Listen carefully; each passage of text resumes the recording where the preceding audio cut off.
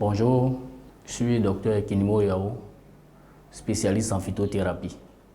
Je suis là aujourd'hui pour vous entretenir sur le cas des maladies métaboliques, précisément le cas du diabète.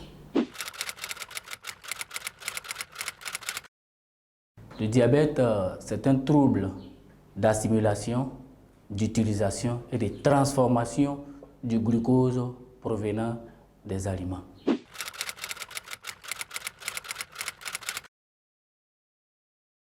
Le fonctionnement de l'équilibre de l'insuline et du glucagon. Il faut d'abord souligner que le pancréas sécrète l'insuline qui est une hormone. Et cette hormone, dénommée insuline, va agir sur la cellule, la rendre perméable pour que le glucose puisse pénétrer. Et ça, ce mécanisme-là se fait lorsque nous mangeons. Il y a aussi un autre mécanisme qui s'établit en dehors des repas. Lorsque ce glucose est stocké au niveau du foie et qui va sécréter en la transformant en glucagon. Et ce glucagon, qui est aussi une hormone, sera sécrété en dehors des repas pour assurer l'équilibre. C'est l'équilibre de ces deux hormones, l'insuline et le glucagon, qui fait que nous parlons de l'équilibre de la glycémie dans l'organisme. Lorsque il y a un déséquilibre, automatiquement, l'organisme constate une hyperglycémie. Voici le fonctionnement normal de l'organisme en termes de la glycémie.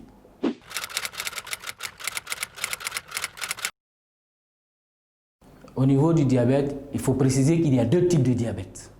Il y a le diabète de type 1, qui est généralement réservé aux adolescents, et le diabète de type 2, voilà, que nous remarquons aussi chez les personnes adultes.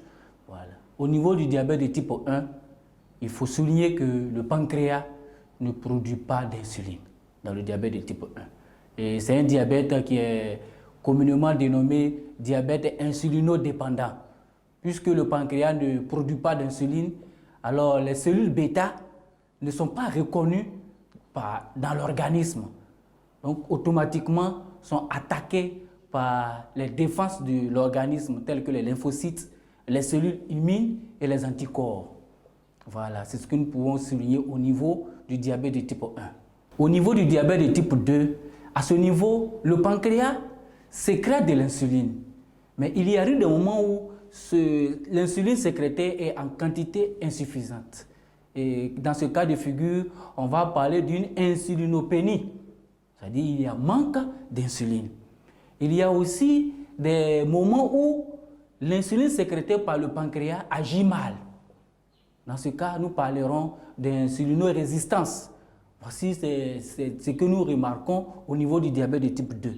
Et soulignons que le diabète de type 2, généralement, la cause primaire, bien sûr, c'est le calendrier alimentaire.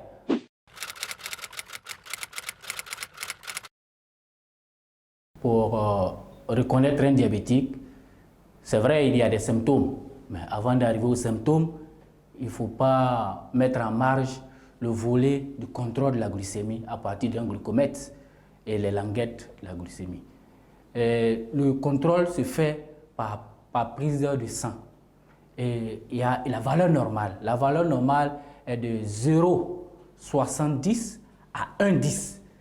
Donc déjà, une fois l'appareil vous donne le chiffre au-delà de 1,10, il y a présence d'une hyperglycémie, d'où un diabète.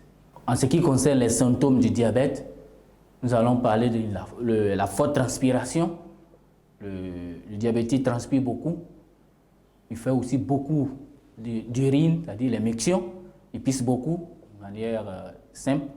On va remarquer aussi au niveau du diabétique la mauvaise haleine, communément en termes scientifiques dénommée une haleine asymptonique, c'est-à-dire à odeur de pomme pourrie. Voilà, on remarque ça aussi chez les diabétiques. Et on va remarquer aussi que le diabète, dans les symptômes, le diabétique a aussi des yeux creusés, c'est-à-dire enfoncés dans l'orbite. Voilà, voici quelques manifestations. Et s'il y a une plaie, cette plaie se cicatrise difficilement.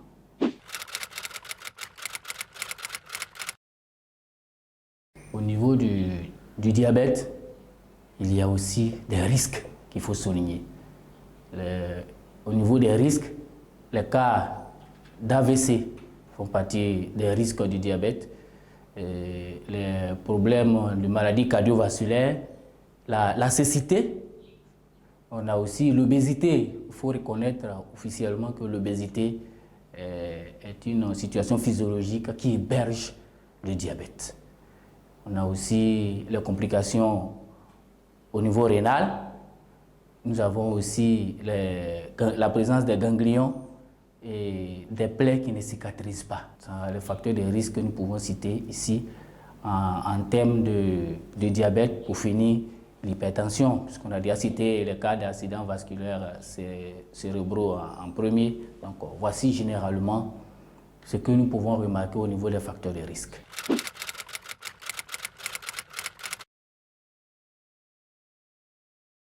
Au niveau de la pharmacopée traditionnelle africaine, il y a beaucoup de plantes qui rentrent en ligne de compte pour parler du traitement du diabète. Il y en a même que nous utilisons en consommation. Les feuilles, les sauces feuilles sont beaucoup conseillées pour les diabétiques. Précisément, une sauce de feuilles conçue avec les feuilles de manioc sont beaucoup conseillées pour les diabétiques. Il y a aussi le Phyllonctus amarius, communément appelé Deinlacola en pays malinké, le Deinlacola, et puis le Souniassin en pays akan, un antibiotique aussi très puissant, réputé dans le traitement du diabète. Il y a aussi l'acajou, l'anacadier, qui est aussi réputé dans le traitement du diabète. Voilà. Et à la suite de ces plantes de la pharmacopée proposées, nous sommes rentrés au laboratoire et on a fait sortir un médicament du nom de Diabetica pour sauver l'humanité contre cette maladie métabolique qui cause beaucoup de morts. Le Diabetica est un produit de la pharmacopée ivoirienne en suspension buvable. Pour les grandes personnes, la prise, c'est un verre à thé le matin, un verre à thé le soir. Mais à partir de 3 à 4 jours de traitement, lorsque le malade fait le contrôle de la glycémie et qu'il commence que le taux de glycémie baisse lentement, on lui conseille de prendre le Diabetica à 16 heures. À 16 heures, vous allez voir qu'en le prenant à 16 heures, en 72 heures, le malade se retrouve dans la valeur normale quand on fait le contrôle de la glycémie. En tout cas, scientifiquement, ça a été démontré par des laboratoires d'analyse et de recherche sur la pharmacopée. Au niveau des enfants, des adolescents, la prise de Diabetica, c'est en cuillère à soupe pour leur donner 2 cuillères à soupe le matin, 2 cuillères à soupe le soir. En phase d'aggravation, où le taux de glycémie baisse lentement, vous rejoignez le premier protocole des personnes adultes en lui donnant 2 cuillères à soupe à 16 heures. Et automatiquement, en 72 heures, il se stabilise. La glycémie est stable, l'équilibre est dans l'organisme, l'enfant se retrouve. Voilà. Donc, pour conclure, il faut souligner que l'alimentation est le premier médicament de l'homme. Nous avons constaté, en tant que spécialistes, que au niveau de la population africaine, précisément la population ivoirienne, la consommation est trop grasse. L'Ivoirien mange trop gras et mange trop sucré. En mangeant trop gras et trop sucré, vous expose exclusivement au diabète et au cas de maladies cardiovasculaires. Donc, il est mieux de contrôler l'alimentation. Une huile qui a chauffé à plus de 180 degrés, ce n'est plus de l'huile, c'est du goudron. En consommant du café et encore prendre du pain qui contient du beurre, c'est encourager la fixation et la condensation du gras dans l'organisme. Le danger, c'est les maladies métaboliques. Le diabète en fait partie. Voilà.